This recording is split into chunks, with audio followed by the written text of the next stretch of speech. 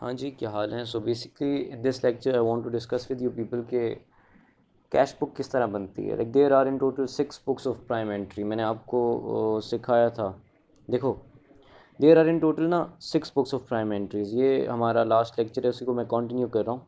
ठीक है, तो एक सेल्स जर्नल होता है, एक परचेज जर्नल होता है, एक सेल्स रिटर्न जर्नल होता है एंड परचेज रिटर्न जर्नल होता है, cash book and journal journal.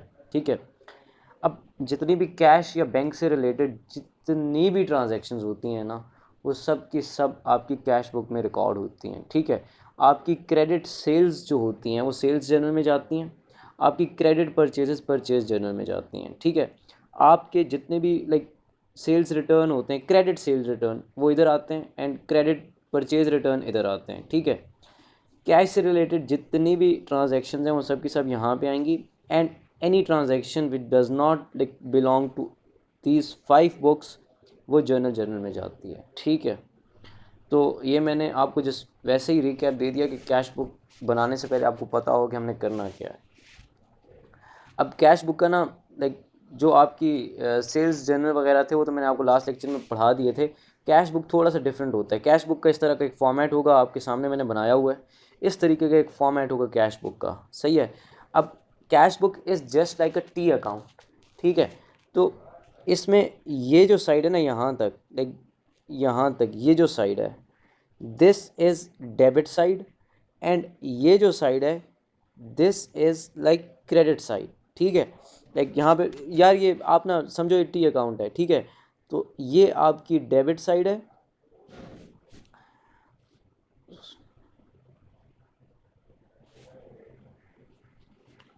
सो ये आपकी जो है वो डेबिट साइड है and this is your credit side. ठीक है, अब जितनी भी आपकी कैश से रिलेटेड ट्रांजैक्शंस हैं ना, वो सब की सब कैश बुक में आएंगी। ठीक है, तो अब ये सवाल था जो हम कर रहे थे। ठीक है, अब इसी की मैं कैश बुक बना रहा हूँ। तो अब इसमें से आपने देखना होगा कि कौन कौन सी ट्रांजैक्शन जो है ना वो कैश बुक में जाती है। ठीक है, कोई भी ट्रांजैक्शन जो रिलेटेड टू कैश हो या बैंक हो तो वो कैश बुक में जाएगी। ठीक है, अब इसको रिकॉर्ड कैसे करना है मैं आपको सिखाता हूँ। अगर आप सबसे पहली ट्रांजैक्शन को पढ़ेंगे तो ये कह रहा है कि started business with 30,000 in the bank and machinery worth 15,000। ये मैंने आपको बताया था जर्नल जर्नल में जाएगी। ठीक है, ये कैश बुक में जाएगा इसका एक हिस्सा। ठीक है, अब अगर इसकी डबल एंट्री सोचेंगे इस ट्रांजैक्शन की, तो बिजनेस का कैपिटल बढ़ रहा है और बिजनेस में पैसा आ रहा है बैंक अकाउंट में, तो बैंक बिजनेस का डेबिट हो रहा है और बिजनेस का कैपिटल क्रेडिट हो रहा है। तो अगर आप कैश बुक में इस चीज़ को रिकॉर्ड करना चाहेंगे ना, डेट आपने डेट की जगह डेट लिखनी है। ठीक है, वो आप लिख लोगे। अब डेबिट, बिकॉज बैंक आपका डेबिट हो रहा है, तो बैंक की डेबिट साइड पे जाओ, यहाँ पे जो भी डेट है लाइक एक मैं लिख देता हूँ, आगे उसके बाद मैं नहीं लिखूँगा। फर्स्ट यहाँ पे आपने डेट लिखी, जो भी डेट है लाइक पूरी डेट लिखना है यहाँ पे, मैं तो वैसे ही लिख रहा हूँ, आपको समझाना है मेन मकसद मेरा। डिटेल्स में आपने वो चीज़ लिखनी है जो कि क्रेडिट हो रही है उसके बदले में। ठीक है, तो यहाँ पे आपका कैपिटल क्रेडिट हो रहा है। ठीक है, और आपका बैंक डेबिट हो रहा है ना, तो बैंक के कॉलम में आपने यहाँ पे आके 30,000 लिख देना है। ठीक है, 30,000।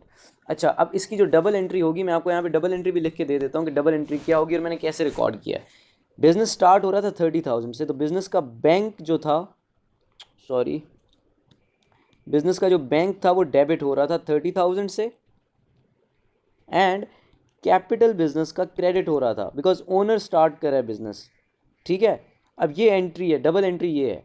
अब कैश बुक में इस एंट्री को आपने रिकॉर्ड करना है। ठीक है, तो आपका बैंक डेबिट हो रहा है ना, तो कैश बुक की डेबिट साइड पे जाके बैंक के कॉलम में वैल्यू लिखनी है, लेकिन डिटेल्स में आपने वो चीज़ लिखनी है जो क्रेडिट हो रही है। तो इसलिए मैंने डिटेल्स में जाके कैपिटल लिख दिया बिकॉज कैपिटल क्रेडिट हो रहा था। सही है, तो this is how you will post it. उसके बाद अगर आप देखें सेकेंड नंबर की जो एंट्री है, bought goods on credit from Albert and Norman, ये जो है ये this is related to purchase ledger और purchase day book. Sold goods on credit, ये जो है वो क्रेडिट सेल्स हैं। बॉट गुड्स ऑन क्रेडिट ये भी परचेज में जाएगा। सोल्ड गुड्स ऑन क्रेडिट ये भी सेल में जाएगा। पेड सैलरीज वे चेक, अगर ये सेवेंथ की आप देखें तो पेड सैलरीज वे चेक। अब आप सैलरीज पे कर रहे हो 1800 की हैं। ठीक है, 1800 की आप सैलरीज पे कर रहे हो थ्रू योर बैंक अकाउंट। तो इसकी जो डबल एंट्री होगी वो क्या होगी, लाइक इसको इरेज करता हूँ, यहाँ पे लिखता हूँ। इसकी जो डबल एंट्री होगी वो होगी सैलरीज, जो कि एक एक्सपेंस है, उसको आप डेबिट करोगे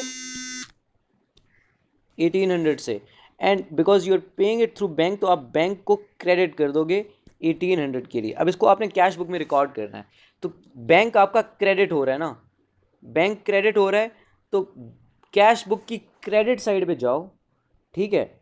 बैंक के कॉलम में ये लास्ट वाला जो कॉलम है, बैंक का कॉलम, यहाँ पे डेट लिखोगे, ठीक है। डेट क्या है, 7th थी if I am not wrong, ठीक है। यहाँ आपके पास वहाँ पे जगह ज़्यादा होगी तो आप डेट पूरी लिख सकते हो, मेरे पास यहाँ पे जगह कम है तो इसलिए मैं सिर्फ 7 लिख रहा हूँ, ठीक है।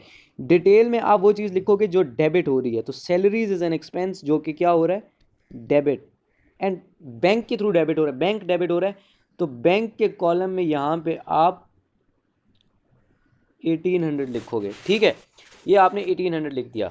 अब ये this is how you will record it. अब उसके बाद आपने ये अगर 8 की ट्रांजैक्शन पढ़ो तो paid 2100 via cheque for family trip, तो पर्सनल यूज़ के लिए या फैमिली ट्रिप के लिए, जो भी पर्सनल यूज़ के लिए कभी भी कोई भी आप विड्रॉ करेंगे तो उसको ड्राइंग्स कहते हैं। तो 2100 की ड्राइंग्स हैं, आप डेट 8 लिख दो, इधर ड्राइंग्स लिखोगे, और यहाँ पे आप because you are drawing it through bank, तो यहाँ पे 2100 लिखो। इसकी जो डबल एंट्री होगी, मैं आपको डबल एंट्री भी बता सकता हूँ इसकी, लाइक इसको इग्नोर कर दो। डबल एंट्री होगी, आप अपनी ड्राइंग्स को डेबिट कर दोगे और बैंक को क्रेडिट कर दोगे, ठीक है। तो अब ये जब रिकॉर्ड करना है तो कैश बुक की क्रेडिट साइड पे जाना है, बिकॉज बैंक क्रेडिट हो रहा है। बैंक के कॉलम में अमाउंट लिखनी है और डिटेल्स में ड्राइंग लिखना है, ठीक है, बिकॉज ड्राइंग आपका डेबिट हो रहा है, पर्सनल यूज़ के लिए आप ले रहे हो पैसा, ठीक है। उसके बाद what you have to see, return goods आ गया, ये रिटर्न्स में जाएगा, goods return by Javed, we paid Newton 1000 via cheque, हमने न्यूटन को पे किया, ठीक है। तो न्यूटन हमारी प्रॉबेबली कोई लाइबिलिटी थी, ठीक है। तो अब जब हमारी लाइबिलिटी कम हुई, डेट के कॉलम में डेट लिख लेना प्लीज़ आप, इधर मैं न्यूटन लिखूँगा और इसको मैंने 1000 पे किया है, ठीक है। तो यहाँ पे मैं 1000 पे चेक लिख रहा हूँ, 1000, ठीक है। तो ये आपने इस तरीके से करना है। अब इसकी जो डबल एंट्री होगी वो क्या होगी, आई होप आपको समझ भी आ रही हो यार।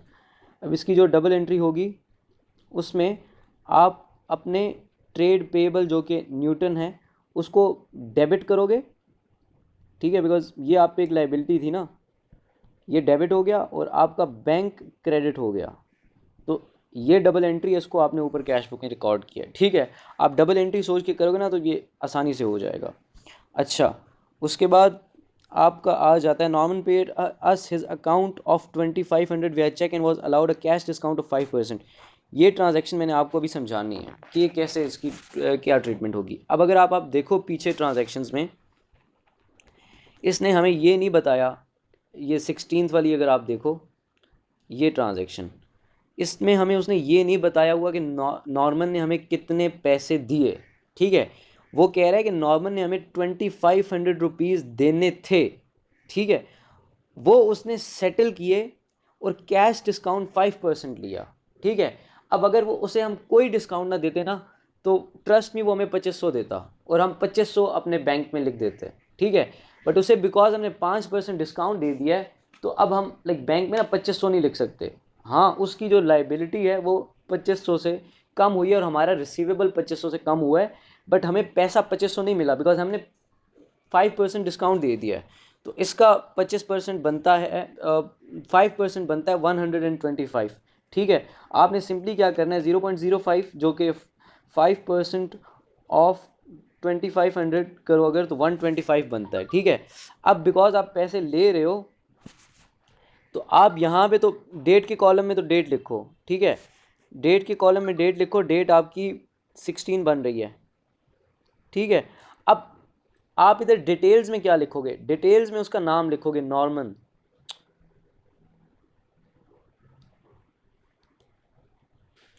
एंड बैंक के कॉलम में, बैंक में आप जाके लिखोगे 2375, ठीक है।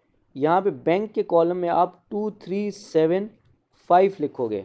अच्छा, अब एक चीज़ मैंने आपको ये सिखानी है कि जो डिस्काउंट है ना, जो कैश डिस्काउंट होता है उसको आपने रिकॉर्ड करना होता है। तो कैश डिस्काउंट जो होगा आपका 125 का आपने कैश डिस्काउंट दिया, तो वो इस साइड डिस्काउंट अलाउड, ये जो DA है वो डिस्काउंट अलाउड है, तो ये आपका डिस्काउंट अलाउड के कॉलम में आ जाएगा। बैंक के कॉलम में 2375 आएगा एंड डिस्काउंट अलाउड के कॉलम में वो डिस्काउंट आएगा। ट्रेड डिस्काउंट आप कभी भी रिकॉर्ड नहीं करते, कैश डिस्काउंट को आप रिकॉर्ड करते हो। अच्छा, इसके बाद अगर आप देखें bought motor vehicle on credit, ये जर्नल में जाएगा। Javed settled his account by paying us cheque, we allowed him a discount of 2% on prompt payment. अब इसने हमें ये नहीं बताया कि कितने पैसे जावेद ने दिए, ही इज़ जस्ट सेइंग कि जावेद ने अपना अकाउंट सेटल कर दिया एंड उसने जितने पैसे देने थे उस पर आपको 2% आपने उसको डिस्काउंट दे दिया, ठीक है। अब मसला ये है कि आपको देखना पड़ेगा जावेद ने कितने पैसे देने थे। अगर आप ऊपर देखें, like these are like connected, ठीक है। अगर आप यहाँ पे देखें ना, तो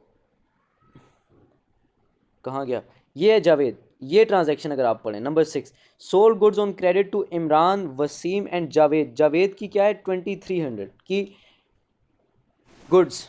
अब इस पे उसको 5% ट्रेड डिस्काउंट मिला हुआ है, ठीक है।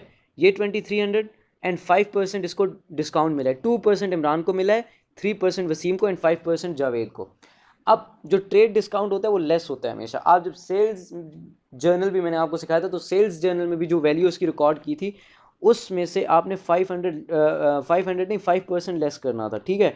तो 2300 का 5% बनता है 115, 115 बनता है। तो इसको अगर आप लेस कर दें 2300 में से तो 2185 बनता है। अब मैं आपको ये समझाना चाह रहा हूँ कि उस बंदे ने आपको 2300, आपने लिस्ट प्राइस पे उस बंदे को इतना बेचा, ठीक है। अब मसला ये है कि उसको आपने 5% ट्रेड डिस्काउंट दिया, तो ट्रेड डिस्काउंट आपका बनता है 115। अब इस पे आपने ये करना है कि 2185 की ये जो वैल्यू है ना, ये आपने रिकॉर्ड करनी है एज सेल्स, ठीक है। अब ये वैल्यू आ गई सेल की। अब इसके बाद आपने देखना है कि कोई रिटर्न तो नहीं की उसने। अब नॉर्मन ने, सॉरी, आप इन ट्रांजैक्शंस को पढ़ें और इसमें देखें कि यहाँ पे कोई goods return by to us, ये अगर 12 नंबर वाली ट्रांजैक्शन पढ़ेंगे तो यहाँ पे आपको मिलेगा कि goods return to us by Javed worth 300 list price and Norman worth 500, ठीक है। अब मसला ये है कि जो जावेद है इसने हमें 300 का सामान वापस दिया है, ठीक है। अब सेल्स रिटर्न को आप 300 नहीं लिख सकते बिकॉज ये 300 आपकी लिस्ट प्राइस है, इस पर भी आपने 5% डिस्काउंट दिया होगा। तो जैसे आपने इस 2300 का 5% लेस किया था और 2185 रिकॉर्ड किया था, इसी तरह 300 का भी 5% लेस करके इसको भी उस वैल्यू पे रिकॉर्ड करना है। तो अगर आप 300 को मल्टीप्लाई करें 0.05 के साथ तो ये बनता है आपका 15, तो ये बनता है 285। तो आपका जो रिटर्न आया है वो 285 का आया है, ठीक है। तो अब उस बंदे ने आपको 2185, this is what you have sold to him 2185, उसमें से 285 का आपको उसने रिटर्न कर दिया। तो नेट पेमेंट उसने कितनी करनी हुई है आपको, अगर 2185 में से आप 285 को लेस कर दें तो ये बनता है 1900। अब उस बंदे ने आपको 1900 देना था, इस पर आपने उसको at the time of payment 2% discount दिया है, ठीक है। तो इसका अगर 2% आप लेस करेंगे तो ये 38 बनता है, ठीक है। ये सारी गेम है इसकी, ठीक है। अब ये आपको समझना पड़ेगा कि ट्रेड डिस्काउंट आप कभी भी रिकॉर्ड नहीं करते, कभी भी रिकॉर्ड नहीं करते। आपने जब भी like when ever whatso ever कुछ भी हो जाए, आपने like this is the list price, अगर आपने उसको ट्रेड डिस्काउंट ना दिया होता तो फिर मैं यही वैल्यू ले लेता 300 और उसके लिए मैं सेल्स की भी वैल्यू ले लेता, लाइक ये वैल्यू ले लेता। यार किधर गया जावेद यार, ये 2300 ये, बट उसको बिकॉज आपने ट्रेड डिस्काउंट दिया है तो आपने इस 2300 में से भी ये लेस किया। अब बिकॉज ये 300 जो है ना, ये भी लिस्ट प्राइस है, तो इसमें से भी आपको ट्रेड डिस्काउंट लेस करना पड़ेगा। तो इवेंचुअली उस बंदे को आपने 38 का डिस्काउंट दिया है, ठीक है। जावेद ने आपको पेमेंट करी है, यहाँ पे आएगा जावेद। अब जावेद ने आपको पेमेंट करी है, आपने उसको 38 का डिस्काउंट दिया, वो आप यहाँ पे रिकॉर्ड करोगे और उसकी जो लाइक पेमेंट बनती है वो बनती है 1900 की, ठीक है, नहीं 1900 की नहीं बनती, सॉरी 1900 में से आपने लेस करना है 38, तो 1862 की वैल्यू बनती है। अब बैंक में आके आप 1862 लिख दोगे, सही है। तो this is how you will do it. यही एक टेक्निकल था यार, बहुत ज़्यादा।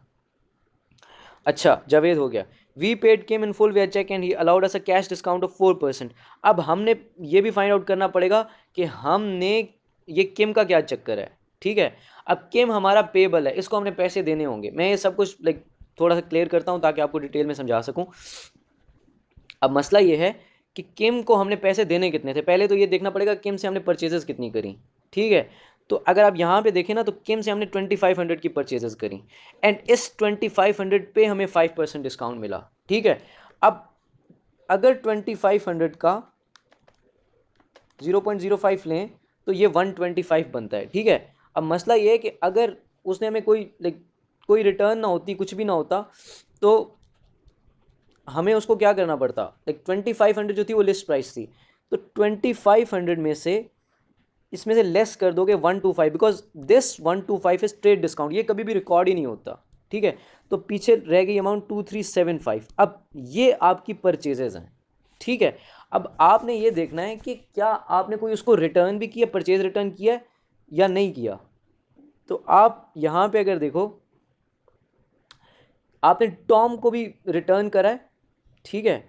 ये अगर आप देखो ना, return goods to Tom worth this and Albert this, but आपने किम को कोई भी रिटर्न नहीं किया, ठीक है। तो इसका मतलब है 2375 आपने उसको देने थे। अब उस 2375 पे आपको जब आपने पेमेंट करी तो उस पर 4% डिस्काउंट मिला, ठीक है। तो इसका 2375 का 4% आपको निकालना पड़ेगा, ये बनता है 95, ठीक है। तो ये 95 जो है ये आपका डिस्काउंट है जो कि 4% है, एंड जो बाकी की अमाउंट है ये आप रिकॉर्ड कर लोगे 2280 इन द बैंक कॉलम, ठीक है। 2280 ये आपको दे रहा है एंड 95 का आपको डिस्काउंट है। Like what you have to do is, आप इधर आओगे बिकॉज अब आप पेमेंट कर रहे हो तो आपका बैंक क्रेडिट होगा, ठीक है। तो आप इस साइड पे आके यहाँ पे उसका नाम लिखोगे, उसका नाम है किम, डेट के कॉलम में डेट लिख लेना, ठीक है। डिस्काउंट अलाउड वो आपको कितना कर रहा है, डिस्काउंट अलाउड वो आपको 95 कर रहा है, डिस्काउंट रिसीव्ड है ये बेसिकली, ठीक है। जो वो बंदा अलाउ करेगा तो आपके लिए डिस्काउंट रिसीव होगा, जब आप किसी को डिस्काउंट अलाउ करोगे तो उस बंदे के लिए डिस्काउंट रिसीव होगा, ठीक है। तो किम को 95 एंड 2280 आप बैंक कॉलम में लिख दोगे, ठीक है। तो ये सीन है। अच्छा इसके बाद आगे आपने देखना है कि क्या सीन है। अच्छा अब ये ट्रांजैक्शन जो है 22 वाली, ये भी थोड़ी सी टेक्निकल है। अब इसमें ये हो रहा है कि withdrew cash 5000 for business bank account for office use. अच्छा ये कह रहा है कि withdrew cash 5000 from business bank account for office use and 1000 for personal use. अब इसमें दो चीज़ें हैं। अब एक ये कर रहा है कि 5000 कैश निकाल रहा है, ठीक है, वो बिज़नेस के लिए, ऑफिस के लिए निकाल रहा है, ठीक है। तो जब भी आपने ऑफिस के लिए निकालनी होती है कैश बैंक में से, तो आप क्या करते हो, बिज़नेस के पॉइंट ऑफ व्यू से कैश को डेबिट कर देते हो और बैंक को क्रेडिट कर देते हो 5000 के लिए, ठीक है। जब भी आपने बिज़नेस के पर्सनल यूज़ के लिए नहीं, बिज़नेस यूज़ के लिए जब भी कोई अमाउंट निकालनी है। अब एक तो ये अमाउंट वो निकाल रहा है, तो इसके लिए ये ट्रांजैक्शन होगी, कैश को आप डेबिट कर दोगे और बैंक को आप क्रेडिट करोगे। तो अब इसमें दोनों साइड है। अब इसका नेट इफेक्ट जीरो होगा बिकॉज ये ट्रांजैक्शन दोनों साइड रिकॉर्ड होगी। आपका बैंक डेबिट हो रहा है, आप इधर आओ, डेट की जगह डेट लिखोगे, इधर आप कैश लिखो और बैंक के कॉलम में 5000 लिख दो, ठीक है, बिकॉज आपका 5000 से बैंक क्रेडिट हो रहा है। अब इधर डेबिट साइड पे आ गया ना, इधर बैंक लिख दो बिकॉज बैंक आपका क्रेडिट हो रहा है और कैश डेबिट हो रहा है, तो कैश के कॉलम में आके 5000 लिख दो, ठीक है, डेट की जगह डेट लिख दोगे। तो this is how you will do it. और इसके अलावा आगे वो कह रहा है कि 1000 ना वो पर्सनल यूज़ के लिए भी ले रहा है, तो पर्सनल यूज़ के लिए हमेशा ड्राइंग्स होती हैं, ठीक है। तो पर्सनल यूज़ के लिए जो वो ट्रांजैक्शन कर रहा है, वो ले रहा है उधर से, दैट इज़ 1000 जो कि वो ड्राइंग्स करेगा, ठीक है।